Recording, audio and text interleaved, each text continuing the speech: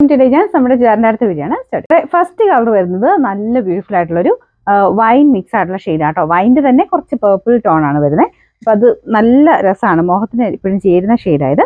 പിന്നെ ഇത് high quality rayon ഫാബ്രിക്കിലാണ് ചെയ്തേക്കുന്നത്. ടോപ്പും ബോട്ടം ആ ഒരു റയോണിൻ്റെ തന്നെ തിക്ക് ഫാബ്രിക് കേട്ടോ. ദുപ്പട്ട വരുന്നത് സെമി സിൽക്കിന്റെ മെറ്റീരിയൽ, അതിൽ ഫുള്ള് സെൽഫായിട്ട് ഡിസൈൻ പോയിട്ടുണ്ട്. ബോർഡർ ടോപ്പിന്റെ മെറ്റീരിയൽ ചെയ്തിട്ടുണ്ട്. കാണാൻ നല്ല രണ്ട് ഷെയ്ഡ്സ് ഇതിൻ്റെ അകത്തുള്ളൂ. അപ്പോൾ ഫസ്റ്റ് കളർ വരുന്ന ഇതാണ്. അപ്പോൾ നല്ല ഡാർക്ക് വൈനും പർപ്പിളുടെ കൂടിയിട്ടുള്ള ഷെയ്ഡ്. ബോട്ടം കണ്ടില്ലേ, പ്രിന്റഡ് ആയിട്ടാണ് വരുന്നത്. നല്ല രസമായിട്ട് നമുക്ക് ഇടാനും നല്ല സുഖമാണ് ഈ ഒരു മെറ്റീരിയൽ. കുർത്തയിലൊക്കെ വരുന്ന സൈസ് മെറ്റീരിയൽ അല്ല കേട്ടോ ഇത്.